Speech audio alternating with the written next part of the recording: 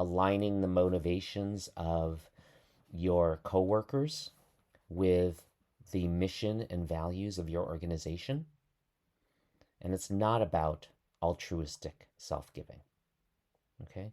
So I just wanted to demystify that for you. There is a big difference. So when we're talking about relationships, as I started to in the last episode, in the importance of relationships, I want you to understand. We're talking about purposive public relationships that are about respect, accountability, and self-interest motivation, or quid pro quo. So let me give you an example. As you know, I was an elected official, local elected official here in the city of Artesia for almost 12 years. And through that, my position, I was able to meet a lot of elected officials. And there is one elected official that I made a point to get to know. Her name is Janice Hahn, and she's currently my Los Angeles County Supervisor. Back in 2015, I was still on the city council. I was in Washington, D.C. for a conference, and Janice Hahn was a congresswoman. But she did not represent my city, but she was still in Congress, and she happened to be in D.C. At the time I was visiting. And when I was in D.C., I made it a point to meet with Janice Hahn. Why? Because she had already declared her intention to run for Los Angeles County Supervisor in 2016. And so in 2015, when I was in D.C., I said, you know what? I'm going to take a chance to go to her office. I did not have an appointment. I took a chance to go to her office and meet with her, because I knew that she was running for LA County Supervisor, and I had hoped that when I went to her office to schedule an appointment and I said that I was the mayor of the city of Artesia, that she would know that if she got elected to LA County Supervisor, she would be representing me here in the city of Artesia. So I went to her office and I talked to the scheduler. They said, we'll call you back. They took my cell phone. A couple hours later, they called me back and said, Janice, the congresswoman is available to meet with you. I went to her office to meet with her. She invited me, then Congresswoman Hahn invited me into her office, and she said, hey, I'm going to be doing an interview with a local radio station. Why don't you sit in and listen? And so I was able to sit in her office with her while she was on the phone doing an interview with a local radio station about the Pulse nightclub shooting. If you all recall, that was, I believe, was in 2015, the Pulse nightclub shooting in Florida. So it was, so I got to meet the congresswoman, and I just thought it was the greatest thing that she invited me in, even though I had an inkling that hopefully that she would want to meet with me because potentially she would be my supervisor. So it turns out she did win her election in 2016, and we have had a wonderful relationship since then. She supported me in my re-election campaign in 2018, and even though I lost, we have remained to have a really good relationship. She appointed me to a commission, and she's shown up at a number of events for me that I've asked her about, and I'm very happy that she is. I can say that she is a friend. So then I met, because of Janice, because of Supervisor Hahn, I met the director of the local Los Angeles County Department of Children and Family Services, which is our protective services agency here in Los Angeles County. And Janice invited me to the first speech of the new director who was just appointed. His name was Bobby Cagle, and I believe he was appointed in 2017, if I'm not mistaken. And I went to his speech, And during his speech, Bobby Cagle, who happens to be an MSW, by the way, he said in his speech, child abuse is a community problem.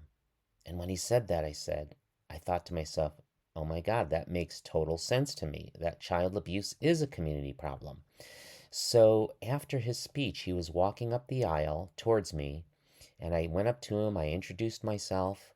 I told him I was an elected official. I told him I was a social worker. I told him his speech was great, and I told him that when he said child abuse is a community problem, that it gave me an idea.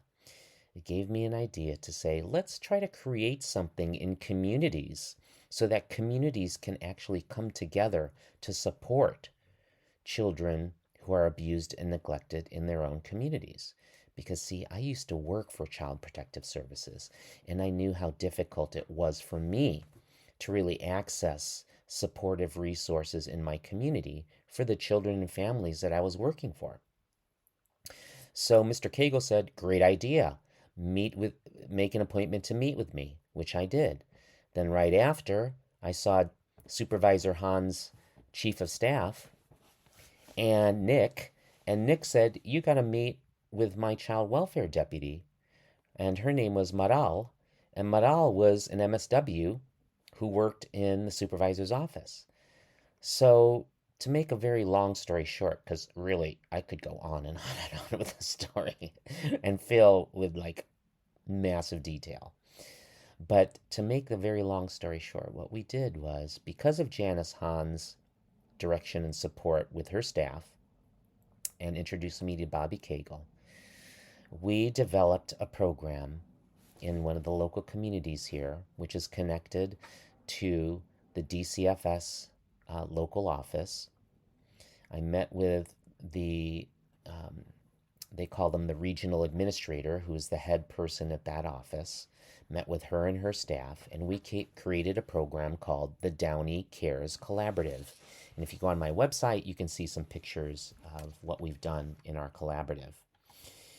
And we got a bunch of people together. We created a coalition of people from public elected officials to nonprofit organizations, to DCFS, to the local school district, to LA County Department of Mental Health. And we brought all these people around the table and we said, the children and families in this community need our community support.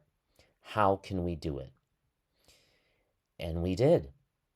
DCFS said, we need material things like presents and toys during the holiday season, and food during Thanksgiving, and sometimes we need clothes and warm jackets and backpacks and books for the beginning of the school year. And guess what? With everybody sitting around at the table, we could very easily identify resources in the community that could provide those things. So the highlight was a couple years ago, before COVID, we did a big holiday event at the DCFS office, and we were able to get enough toys and food to give out to 500 families on one day. And it was just absolutely amazing. And of course, the pandemic hit and kind of threw a wrench into our program, but we're starting to ramp it back up.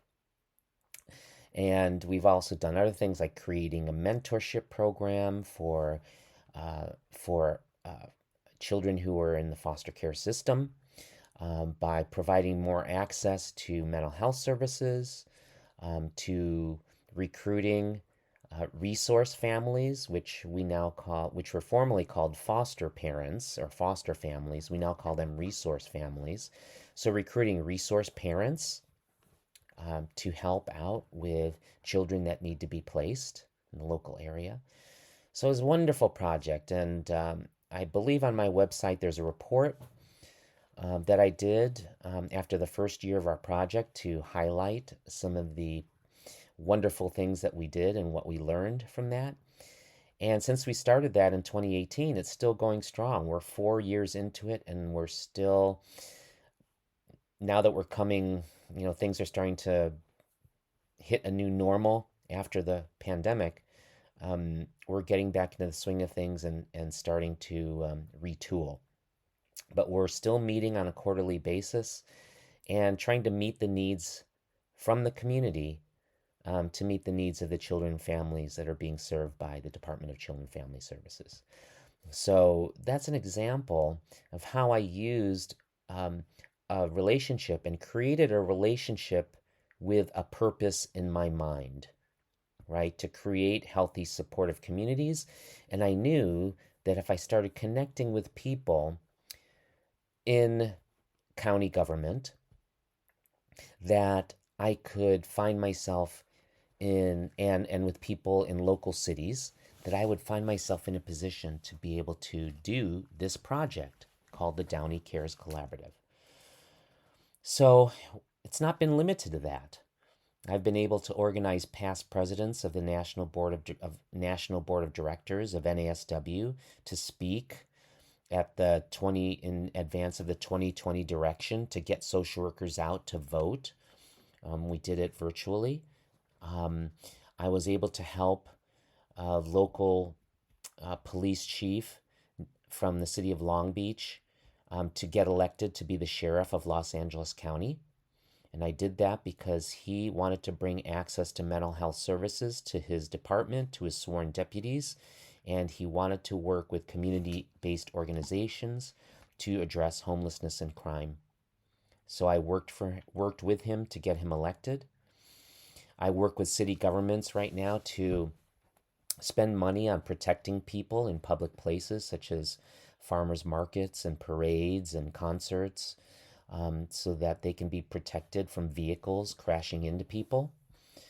And now I just got hired as a consultant to do some work with an organization, with a company that makes sustainably produced asphalt. Asphalt that is being that they take recycled plastic bags, right? So get them out of the so that they don't end up in our oceans. They take those plastic bags, they recycle them, they turn them into pellets, they infuse it into asphalt, and so when you pave your street, it makes it last longer. And with all the rains we've been having in California, I think I haven't asked yet, but I'm hoping that it works too with massive amount of rains, that the asphalt will still last.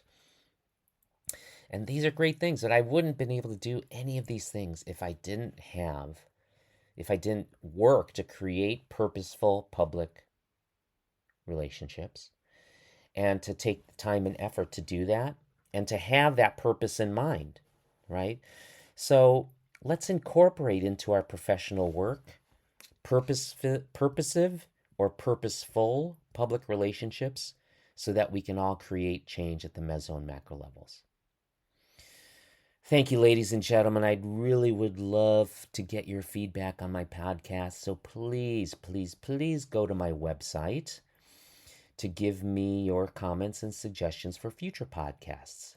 I do have a list of people that I'm going to be interviewing, so I'm going to start incorporating interviews and posting them on my website for podcasts. If you want access to resources that I've talked about, like the Schutz and Sandy textbook, or if you want to talk to me, if you have questions, I would be happy to chat with you.